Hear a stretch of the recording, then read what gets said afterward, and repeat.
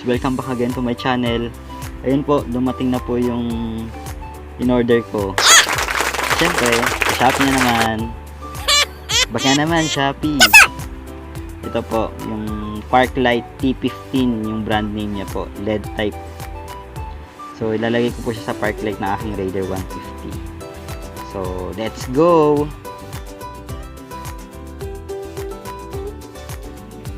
So bali mga lods, ito yung ating headlight assembly ng ating Raider150.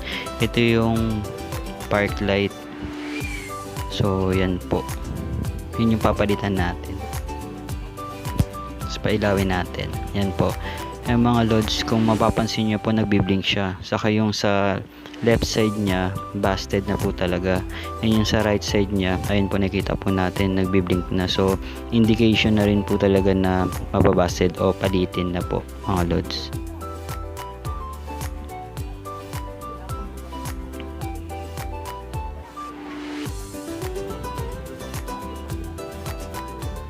So ito po yung ating ipapalit. Ito po yung T15 mga lods.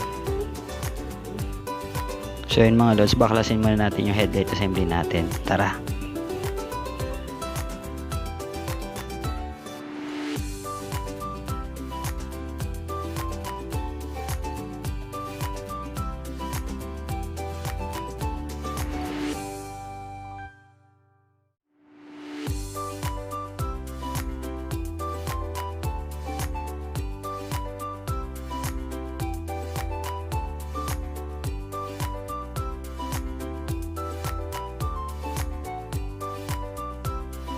So ito mga lods, nabaklas na po natin yung ating headlight assembly.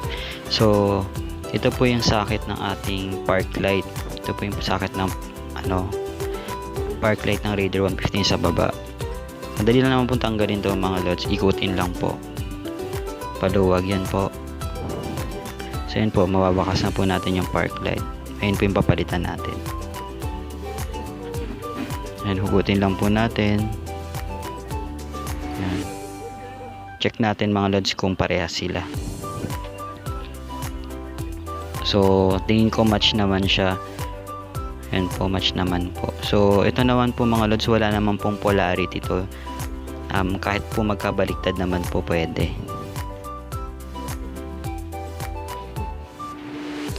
So yun mga lods, kabit na natin tong T15.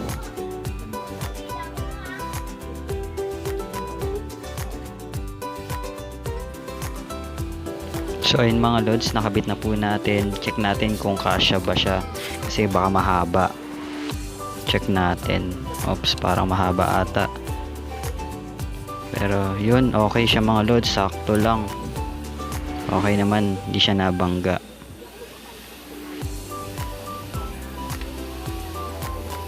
Yan.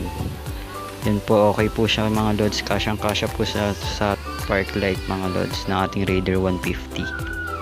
Ngayon, balikan natin mga lods yung headlight assembly para manayasing na natin. Let's go!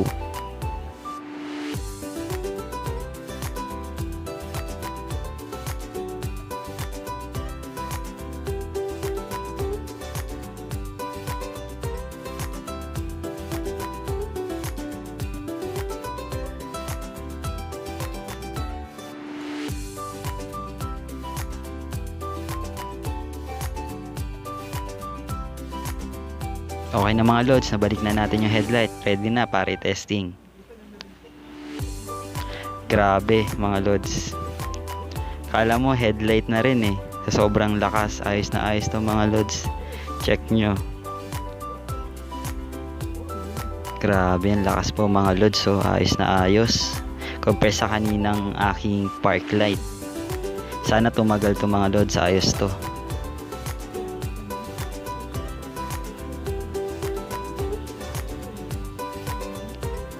Grabe mga lods, sulit na sulit. Naliwanag na siya mga lods. Ayos. Maraming salamat mga lods. Salamat po sa panonood. God bless po.